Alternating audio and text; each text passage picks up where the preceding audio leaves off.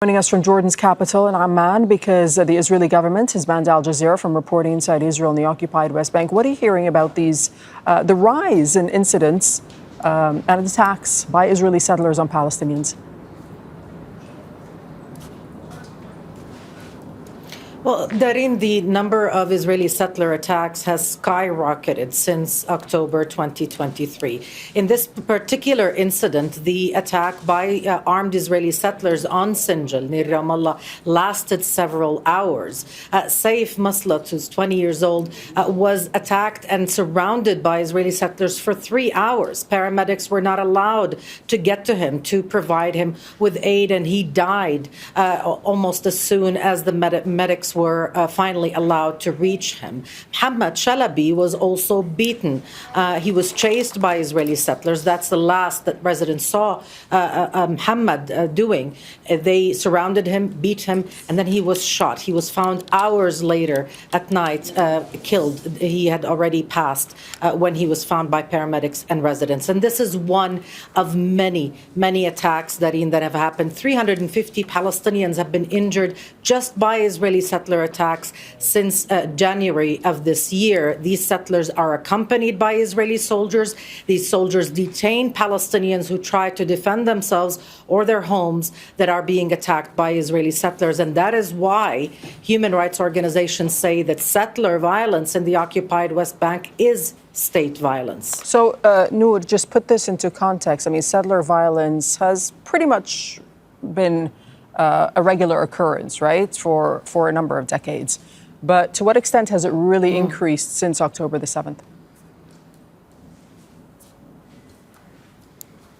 I mean, the numbers, if you just look at the numbers, it is really remarkable. Let's take Susia, for example, Darine, where that child was injured by Israeli settlers. The number of attacks in 2024 were 6 times the number of Israeli settler attacks in the year before that. And already this year, 2025, we are at half of the attacks, or more than that, of the previous years. So the numbers are increasing. There are no restrictions. The Israeli Minister of Defense has said very clearly no settlers would be brought to justice. No settlers would be detained for attacking Palestinian communities. But what do these attacks do?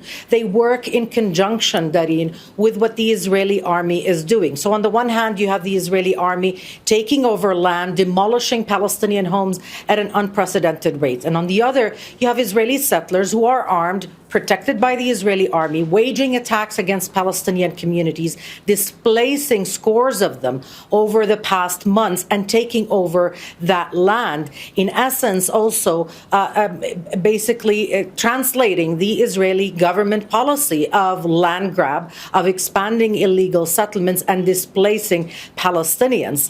The one goes hand in hand with the other, and it is across the occupied West Bank. It's not in one area or another. It's not just in the Ramallah area. It is also in the Hebron area. We also see it in the Nablus area. So center, north and south of the occupied West Bank. And it is escalating. Every day we see these settlers carrying out more audacious attacks. And every day we see the Israeli occupation forces carrying out more demolitions, clearing the land, if you will, so that settlers can take them. Because once the settlers land and sit in one area owned by Palestinians, the Israeli army provides them with protection, sometimes with electricity, sometimes with other infrastructure needed for them to set up an illegal Israeli settlement outpost, in effect taking over that land and dispossessing communities, as we saw, for example, in the Jordan Valley over the past 2 weeks. Okay, thank you so much, Noor Auda, reporting from Amman.